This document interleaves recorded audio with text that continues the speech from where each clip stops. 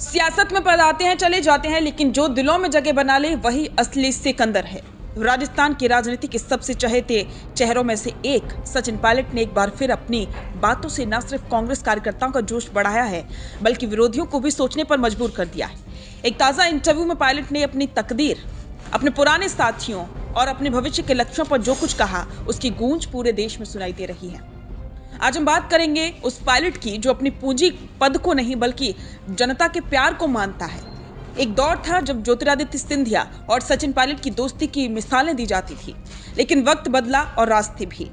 जब पायलट ने जवाब दिया उस सवाल का, उनसे ये पूछा गया था कि सिंधिया जैसे नेताओं के कांग्रेस छोड़ने पर वो क्या सोचते हैं, तो पायलट का जवाब बहुत ही नपातुला और गहरा था।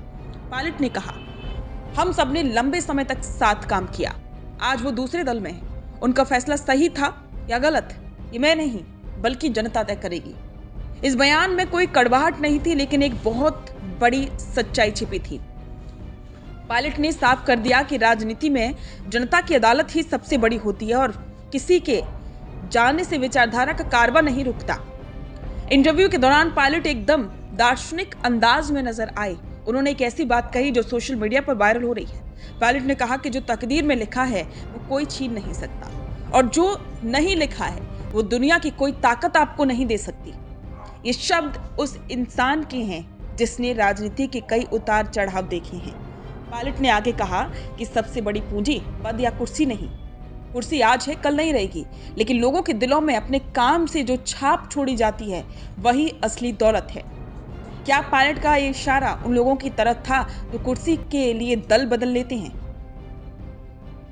अब बात उस सवाल की जो हर राजस्थानी और हर कांग्रेस के मन में रहता है, पायलट का दिल कहां बसता है, दिल्ली की गलियों में या राजस्थान की रेतीली धरती पर?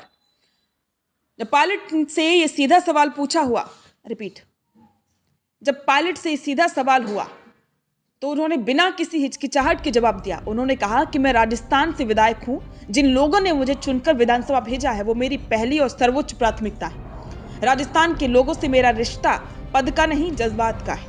हालांकि उन्होंने ये भी स्पष्ट किया कि वो एक अनुशासित सिपाही हैं। पार्टी ने उन्हें राष्ट्रीय महासचिव बनाया है और वर्तमान में उन्हें केरल चुनाव की जिम्मेदारी सौंपी गई है। उन्होंने पूरे आत्मविश्वास के साथ कहा कि केरल में हम सरकार बनाने जा रहे हैं। सचिन पायलट फिलहाल केरल के चुनावी रण में पसीना बहा रहे हैं। राजस्थान से केरल तक का ये सफर दिखाता है कि कांग्रेस हाईकमान को पायलट की सांगठनिक क्षमता पर कितना भरोसा है। पायलट जानते हैं कि अगर वो केरल में करिश्मा कर दिखाते हैं, दिल्ली से जयपुर और दोनों ही जगहों पर उनका कद और भी ऊंचा हो जाएगा। पायलट की बातों से एक बात तो साफ है कि वो लंबी रेस के घोड़े हैं। वो हड़बड़ी में नहीं बल्कि तकदीर और जनता के प्यार के भरोसे अपनी सियासी बिसात बिछा रही हैं। सचिन पायलट का ये इंटरव्यू उनके व्यक्तित्व के कई पहलुओं पर उजागर करता है। एक तरफ वो एक वफादार सिपाही दिखते हैं, तो दूसरी तरफ एक ऐसे नेता जो अपनी शर्तों पर राजनीति करना जानते हैं। सिंधिया पर उनका कमेंट और तकदीर पर उनका भरोसा ये बताता है कि आने वाले समय में पायलट का रोल और भी बड़ा होने वाला है। आपको क्या लगता है कि सचिन पायलट का तकदीर वाला फॉर्मूला उन्हें राजस्थान के आपको क्या लगता है कि सचिन पायलट का तकदीर वाला फॉर्मूला उन्हें राजस्थान के मुख्यमंत्री की कुर्सी तक ले जाएगा, या केरल की जीत उनके लिए दिल्ली के रास्ते खोल देगी? अपनी राय कमेंट में जरूर साझा करें। रुकिए और जरा ध्यान से सुनिए। क्या आप हमारी इन खबरों से अपने व्यापार को भी बढ़ाना चाहते हैं?